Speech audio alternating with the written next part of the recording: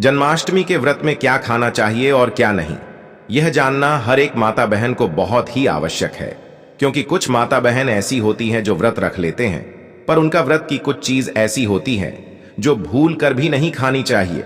क्योंकि अगर आप इन चीजों का सेवन कर सकते हैं तो आपको कोई भी फल की प्राप्ति नहीं होती।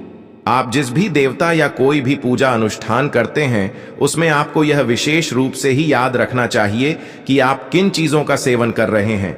इसलिए आज की वीडियो आप सभी के लिए बेहद ही खास और ज्ञानवर्धक है। माताएं एवं बहनों, अगर आप माता लक्ष्मी की कृपा प्राप्त करना है, भगवान श्री कृष्ण की कृपा प्राप्त करनी है, तो इस वीडियो को आप एक लाइक जरूर ही कर दें और हर एक भारतीय नागरिक को इस वीडियो को जरूर शेयर करें और कमेंट बॉक्स में जय श्री कृष्ण अवश्य ही लिखते। जो ऐसा करेगा उसके जीवन से सभी दुखों का नाश हो जाएगा। माताएं बहनों, आज की वीडियो देखना आपके लिए बहुत ही खास और ज्ञानवर्धक होने वाला है। क्योंकि आज की वीडियो में हम बताने वाले हैं कि आपको जन्माष्टमी के दिन कौन सी चीजों का सेवन करना चाहिए और कौन सी चीजों का सेवन आपको भूल करके नहीं करना चाहिए। माताएं बहनों, आप सभी को हम बताना चाहेंगे कि जन्माष्टमी के व्रत में ऐसा होना चाहिए। आहार जन्माष्टमी के व्रत को व्रतराज कहा जाता है और इस व्रत में खान पान के कुछ विशेष नियम होते हैं जिसका पालन हर व्रती के लिए करना अनिवार्य होता है। जन्माष्टमी का व्रत कुछ लोग बिना जल के यानी निर्जला रखते हैं, तो कुछ लोग दिन भर उपवास रखकर शाम के वक्त फलाहार कर लेते हैं। वहीं कुछ लोग ऐसे होते हैं जो दिन में 2 बार फलाहार करके भी जन्माष्टमी का व्रत कर लेते हैं। जन्माष्टमी के दिन हर घर में बहुत काम होता है। कान्हा जी का भोग लगाने के लिए तरह तरह के पकवान बनाए जाते हैं। लोग अपना घर सजाते हैं, तो ऐसे में व्रत करने पर आपका शरीर कमजोर पड़ सकता है। इसलिए आज हम आपको बताने जा रहे हैं व्रत के खान पान को लेकर ऐसी चीजें जो आपको ऊर्जा देंगी और आपका व्रत भी पूर्ण माना जाएगा। इसके लिए आपको कुछ ऐसा आहार लेना चाहिए कि जो अल्प भी हो और ऊर्जा से भरपूर हो। इसके लिए व्रत शुरू करने से पहले आपको एक मुट्ठी बादाम या फिर अखरोट खा लेना चाहिए। इससे आपको जरूरत भर की एनर्जी भी मिलेगी और आपका इम्यून सिस्टम भी कमजोर नहीं पड़ेगा। माताएं बहनों, आप सभी को यह बताने से पहले कि जन्माष्टमी के दिन आपको किन चीजों का सेवन करना है और किन चीजों का आपको सेवन नहीं करना है, उससे पहले आपको यह जानना बेहद की जरूरी और खास है कि 2024 में जन्माष्टमी का पर्व कितनी तारीख को मनाया जाएगा। चलिए पहले यह जान लेते हैं कि कितनी तारीख को जन्माष्टमी का पर्व मनाया जाएगा। उसके बाद हम जानेंगे जन्माष्टमी के दिन आप भूल कर भी कुछ ऐसी चीज हैं जो आपको नहीं खाना चाहिए, नहीं तो आपके घर पाप लग सकता है, आपका जीवन कष्टकारी हो सकता है।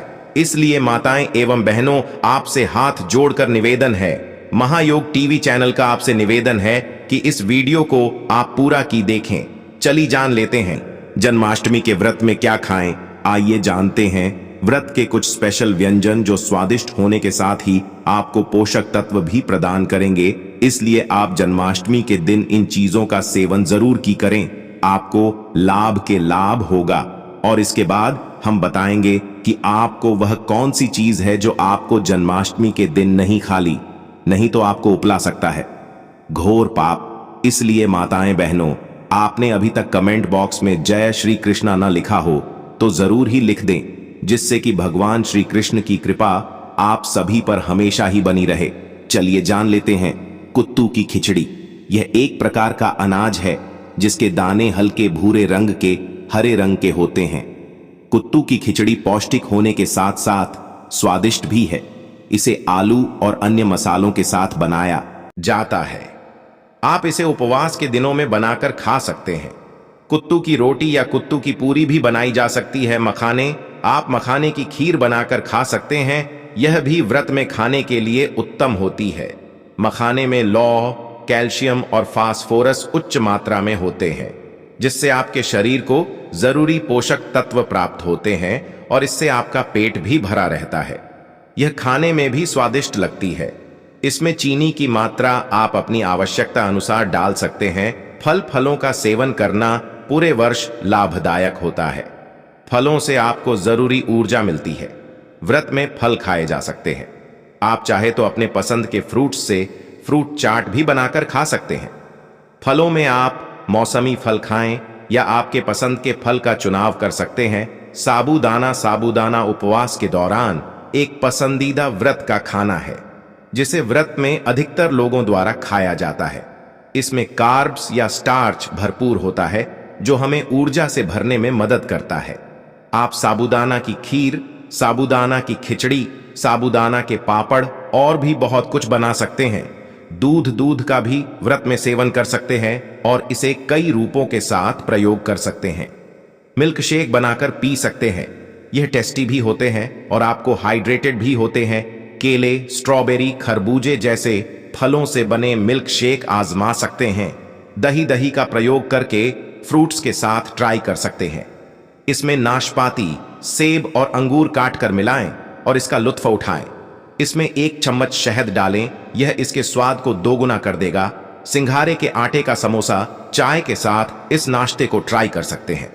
इसे उपवास सामग्री जैसे सिंघारे के आटे, सेंधा नमक और मसाले से बना सकते हैं।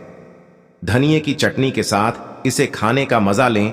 सूखे मेवे, आप सूखे मेवों को भी अपने व्रत के खाने में शामिल कर सकते हैं, जैसे किशमिश, खजूर, अखरोट, बादाम सभी अच्छे विकल्प हैं। इन्हें ज्यादा मात्रा में ना खाएं। व्रत में आलू एक बेहतरीन आहार है क्योंकि इसे कई तरह से पकाया जा सकता है, जैसे आलू खड़ी, आलू की सब्जी, खट्टे मीठे आलू मूंगफली के दाने। यह उपवास करने वालों के लिए एकदम सही है। नारियल का आटा, नारियल और नारियल का दूध आपके उपवास की अच्छी सामग्री हो सकती है। नारियल का उपयोग विभिन्न व्यंजन, मिठाइयां बनाने में किया जा सकता है। नारियल के आटे से पैनकेक बना सकते हैं। नारियल के दूध की खीर बना सकते हैं। केला, अखरोट, लस्सी, यह बहुत ही टेस्टी और पौष्टिक पेय है जो आपको दिन भर ऊर्जावान बनाए रखेगी। केला, दही, अखरोट और शहद या चीनी से इसे बना सकते हैं। जन्माष्टमी के व्रत में कौन सी चीजें नहीं खानी चाहिए? अगर आप इन चीजों का सेवन करते हैं तो आपको गौर पाप लग सकता है। इसलिए आपसे हाथ जोड़कर निवेदन है, महायुद्ध टीवी चैनल का निवेदन है कि आप इन चीजों को भूल कर भी ना खाएं।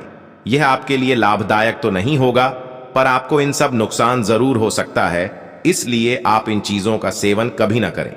चलिए जान लेते हैं कौन सी है वह चीज है जिन सभी का आपको जन्माष्टमी के दिन भूल कर भी नहीं करना है। अनाज और गेहूं। अनाज और गेहूं व्रत में नहीं खाने चाहिए। अनाज और गेहूं शरीर को ताकत देते हैं, लेकिन व्रत में इनका सेवन नहीं करना चाहिए। इनका सेवन करने से व्रत का उद्देश्य पूरा नहीं होता है। मांस और मछली। मांस और मछली व्रत में नहीं खानी चाहिए। मांस और मछली तामसिक भोजन है और व्रत में इनका सेवन नहीं करना चाहिए। इनका सेवन करने से व्रत का उद्देश्य पूरा नहीं होता है। प्याज और लहसुन। प्याज और लहसुन व्रत में नहीं खाने चाहिए। प्याज और लहसुन तामसिक भोजन है और व्रत में इनका सेवन नहीं करना चाहिए। इनका सेवन करने से व्रत का उद्देश्य पूरा नहीं होता है। तामसिक भोजन। तामसिक भोजन व्रत में नहीं खाना चाहिए। तामसिक भोजन शरीर को नकारात्मक ऊर्जा देता है और व्रत में इसका सेवन नहीं करना चाहिए।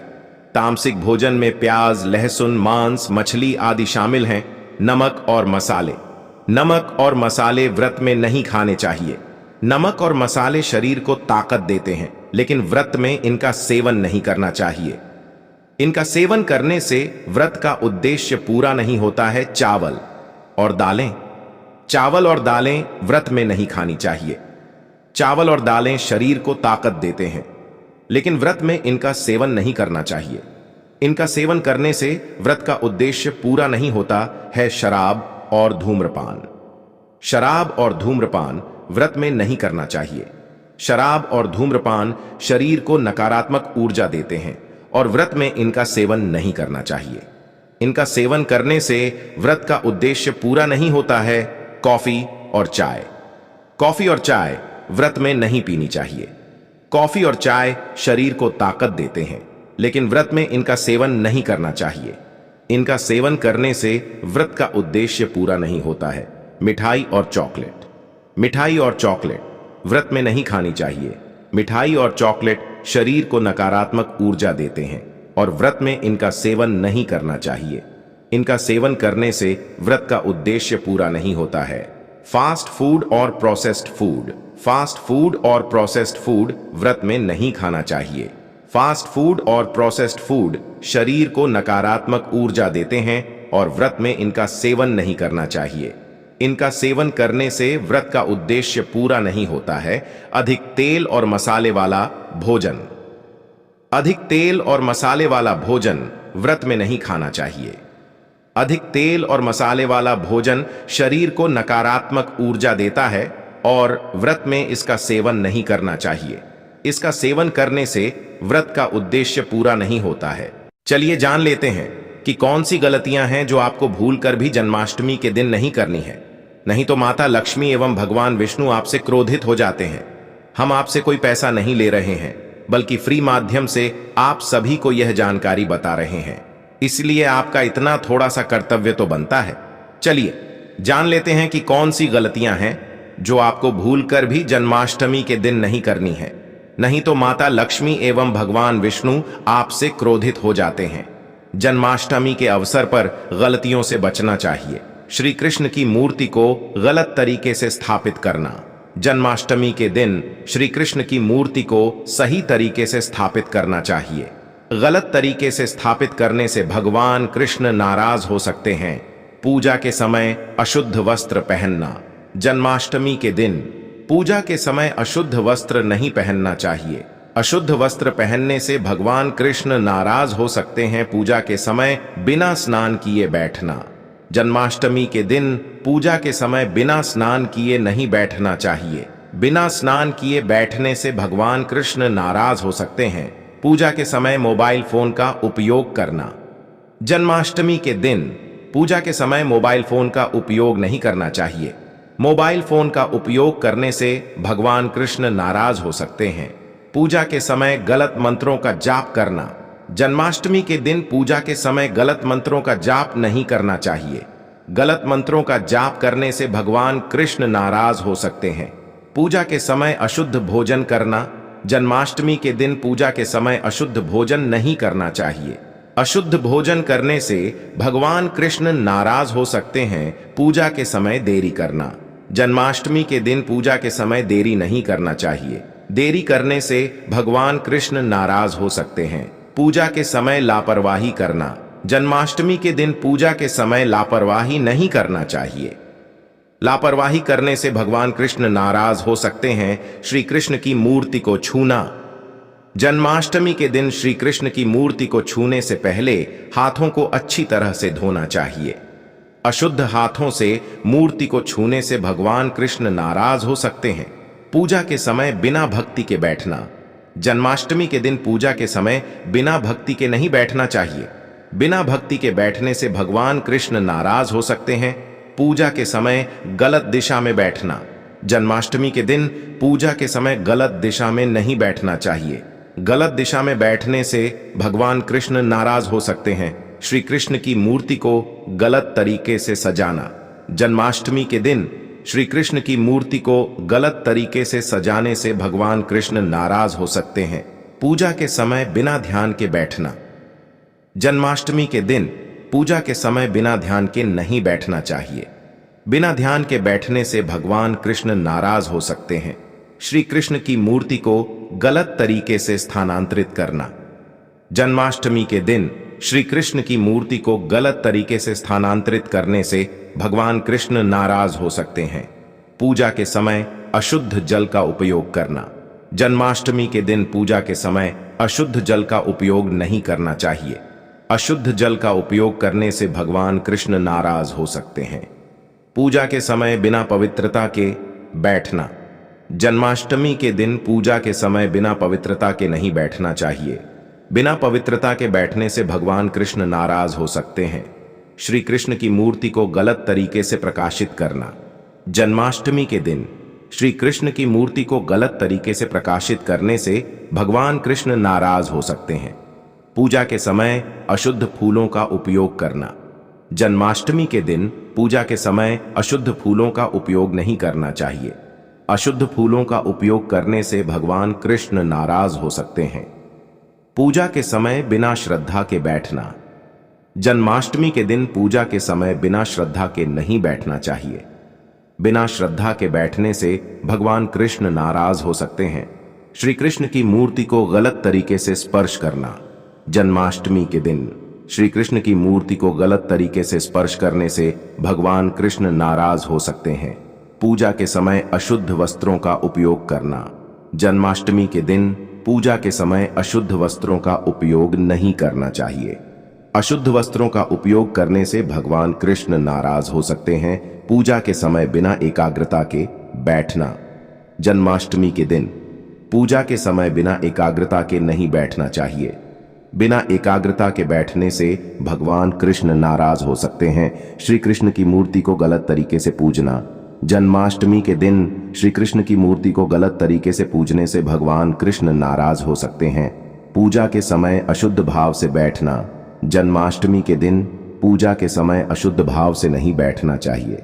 अशुद्ध भाव से बैठने से भगवान कृष्ण नाराज हो सकते हैं।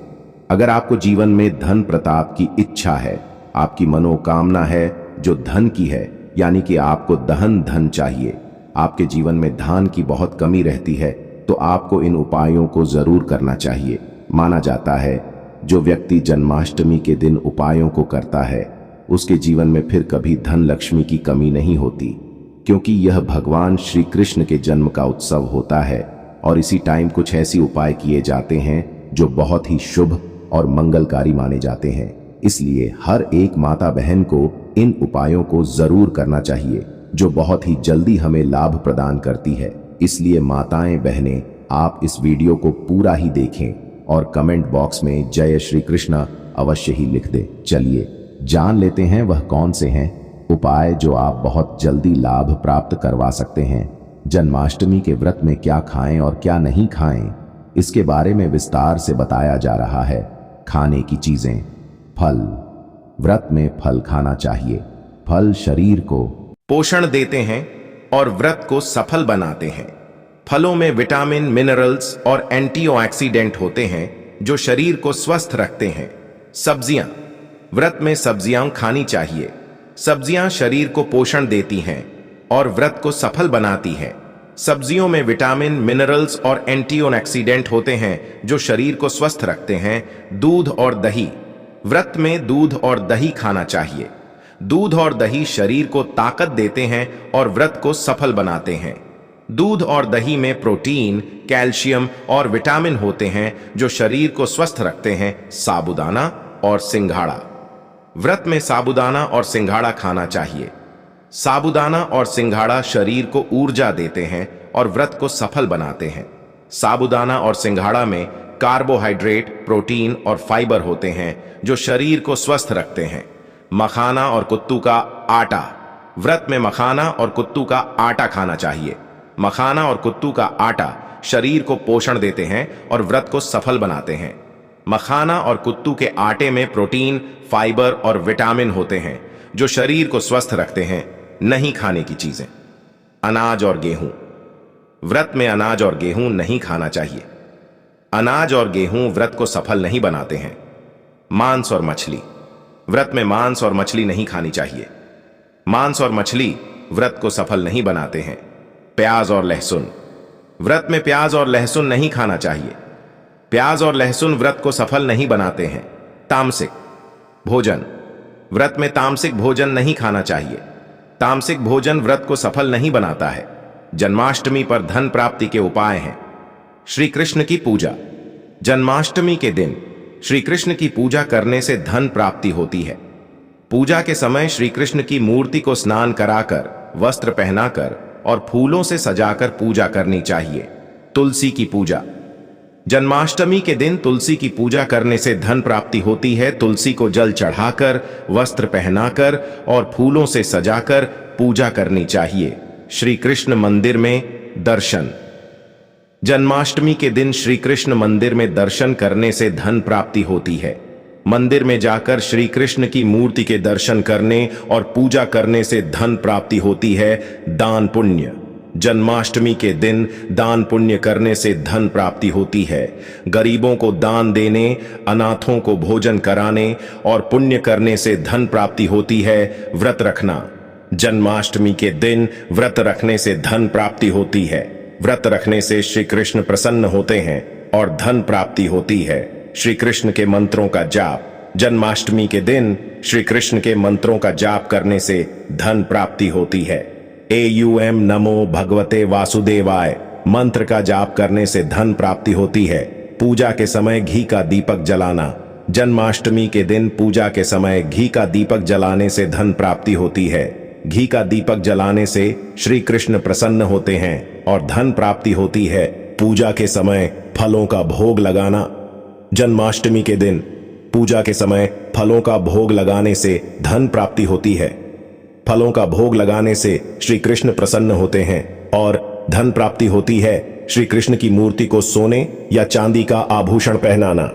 जन्माष्टमी के दिन श्री कृष्ण की मूर्ति को सोने या चांदी का आभूषण पहनाने से धन प्राप्ति होती है। सोने या चांदी का आभूषण पहनाने से श्री कृष्ण प्रसन्न होते हैं और धन प्राप्ति होती है। पूजा के समय श्री कृष्ण के भजन गाना। जन्माष्टमी के दिन पूजा के समय श्री कृष्ण के भजन गाने से धन प्राप्ति होती है। श्री कृष्ण के भजन गाने से श्री कृष्ण प्रसन्न होते हैं और धन प्राप्ति होती है। श्री कृष्ण की कथा सुनना। जन्माष्टमी के दिन श्री कृष्ण की कथा सुनने से धन प्राप्ति होती है। श्री कृष्ण की कथा सुनने से श्री कृष्ण प्रसन्न होते हैं और धन प्राप्ति होती है। श्री कृष्ण की आरती करना। जन्माष्टमी के दिन श्री कृष्ण की आरती करने से धन प्राप्ति होती है। श्री कृष्ण की आरती करने से श्री कृष्ण प्रसन्न होते हैं और धन प्राप्ति होती है। श्री कृष्ण के नाम का जाप करना। जन्माष्टमी के दिन श्री कृष्ण के नाम का जाप करने से धन प्राप्ति होती है। श्री कृष्ण नाम का जाप करने से श्री कृष्ण प्रसन्न होते हैं और धन प्राप्ति होती है। श्री कृष्ण की पूजा में गाय को शामिल करना। जन्माष्टमी के दिन श्री कृष्ण की पूजा में गाय को शामिल करने से धन प्राप्ति होती है। गाय को शामिल करने से श्री कृष्ण प्रसन्न होते हैं और धन प्राप्ति होती है। श्री कृष्ण की पूजा में तुलसी पत्र का उपयोग करना। जन्माष्टमी के दिन श्री कृष्ण की पूजा में तुलसी पत्र का उपयोग करने से धन प्राप्ति होती है। तुलसी पत्र का उपयोग करने से श्री कृष्ण प्रसन्न होते हैं और धन प्राप्ति होती है। जन्माष्टमी का महत्व। जन्माष्टमी का हिंदू धर्म में बहुत बड़ा महत्व है। इस दिन को धर्म और अधर्म के बीच की लड़ाई में धर्म की विजय के प्रतीक के रूप में देखा जाता है। भगवान कृष्ण ने अपने जीवन में कई ऐसी घटनाओं को अंजाम दिया जिन्होंने धर्म की स्थापना में महत्वपूर्ण भूमिका निभाई। धार्मिक महत्व। भगवान कृष्ण ने गीता में जो उपदेश दिया वह आज भी मानवता के लिए एक मार्गदर्शक है। उन्होंने धर्म, कर्म और प्रेम का महत्व बताया और धर्म की रक्षा के लिए महाभारत में पांडवों का साथ दिया। जन्माष्टमी के दिन भक्त भगवान कृष्ण की पूजा करके उनके उपदेशों को याद करते हैं और उनसे आशीर्वाद प्राप्त करते हैं। आध्यात्मिक महत्व। जन्माष्टमी का आध्यात्मिक महत्व भी बहुत गहरा है। इस दिन भक्त अपनी आत्मा की शुद्धि के लिए उपवास करते हैं और भगवान कृष्ण के भजनों और कीर्तन में लीन होते हैं। यह दिन आत्म अनुसंधान और आत्म साक्षात्कार के लिए अत्यंत उपयुक्त माना जाता है और व्रत का पारण किया जाता है।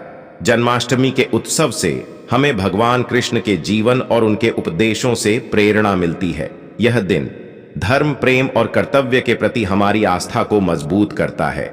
अगर आपको वीडियो अच्छी लगी हो तो इस वीडियो को लाइक अवश्य ही करें। कमेंट बॉक्स में जय श्री कृष्ण अवश्य ही, लेकिन माता लक्ष्मी के लिए आप जय मां लक्ष्मी अवश्य ही लिखें। आप सभी के हर एक मनोकामना पूरी हो ले जा रही है। अगर आपने इस वीडियो को पूरा देखा है माता एवं बहाने, अगर आपने वीडियो को कहीं से भी बीच में छोड़ दिया है तो वीडियो को पूरा ही लेकिन खतरनाक होता है। जय मां लक्ष्मी, जय भगवान विष्णु आपको और आपके परिवार को जन्माष्टमी की हार्दिक शुभकामनाएं।